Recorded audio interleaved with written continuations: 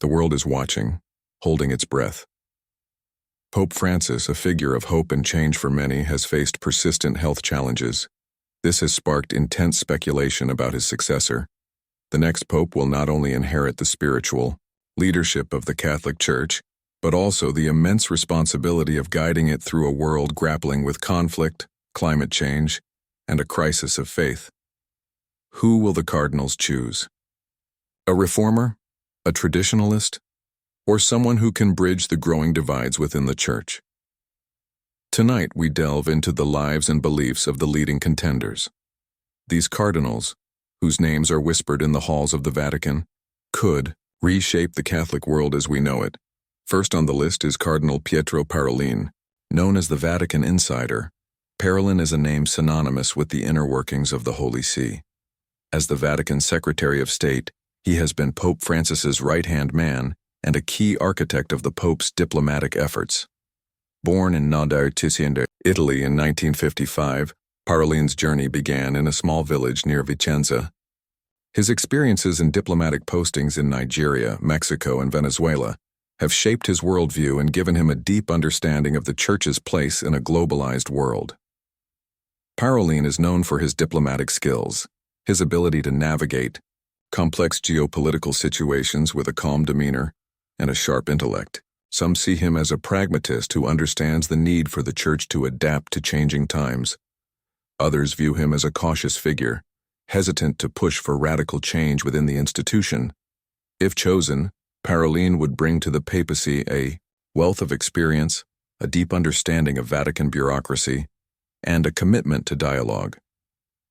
Next, we turn to the Philippines, a nation with a deep and vibrant Catholic faith. Here we find Cardinal Luis Antonio Tagle, a man whose warmth and charisma have captivated millions. Born in Manila, Tagle grew up in a devout Catholic family.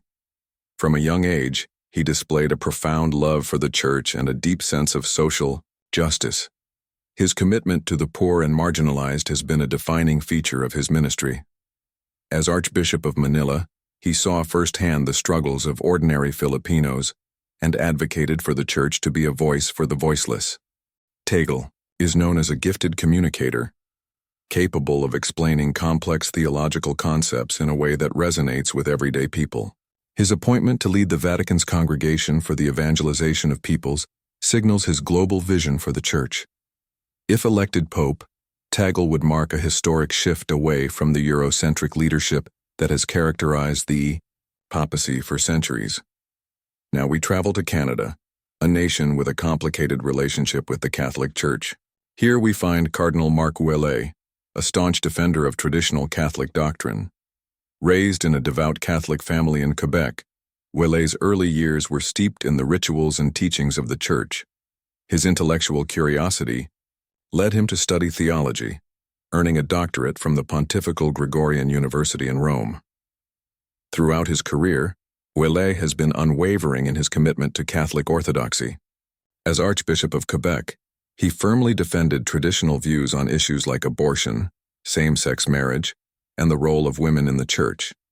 His supporters see him as a guardian of the Church's core values, while critics argue that his views are too rigid for the modern world. If elected, his leadership would likely emphasize doctrinal purity and continuity with the Church's historical teachings.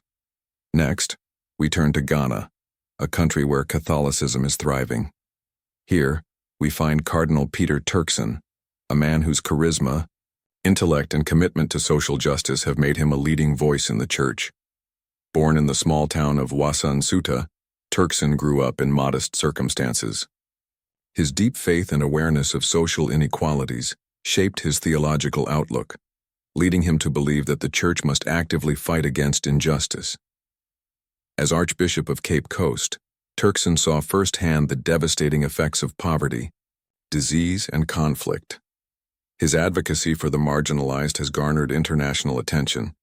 He served as the head of the Pontifical Council for Justice and Peace, making him a leading voice on issues like climate change, economic inequality, and the plight of migrants and refugees. If elected, Turkson would be the first African pope in over 1,500 years, a historic moment for the Catholic Church. His election would symbolize the Church's growing presence in the global South and usher in a new era of inclusivity. Finally, we turn to Austria, a nation with a deep cultural and intellectual heritage. Here we find Cardinal Christoph Schönborn, a man known for his theological depth and ability to navigate complex issues within the Church. Born into Austrian nobility, Schönborn's early years were marked by displacement and hardship. His family was forced to flee their homeland during World War II, an experience that instilled in him a deep sense of empathy for the marginalized. Highly respected theologian, Schönborn earned a doctorate in theology and played a key role in drafting the Catechism of the Catholic Church. His intellectual background allows him to bridge gaps between different factions within the Church. While he holds traditional Catholic views, he has also been open to discussions on controversial issues, making him a unique figure in the hierarchy. If elected Pope, Schönborn would likely focus on theological clarity and unity within the Church, appealing to both conservatives and progressives alike. As Pope Francis's health continues to be a concern, speculation about his successor grows stronger. The Catholic Church faces a crossroads. Will it choose a reformer, a traditionalist, or a bridge builder? The next pope will inherit immense challenges and opportunities, shaping the future of the Church for generations to come. Who do you think should be the next pope? Let us know in the comments below. Don't forget to like, share, and subscribe for more updates on this historic moment in the Catholic Church.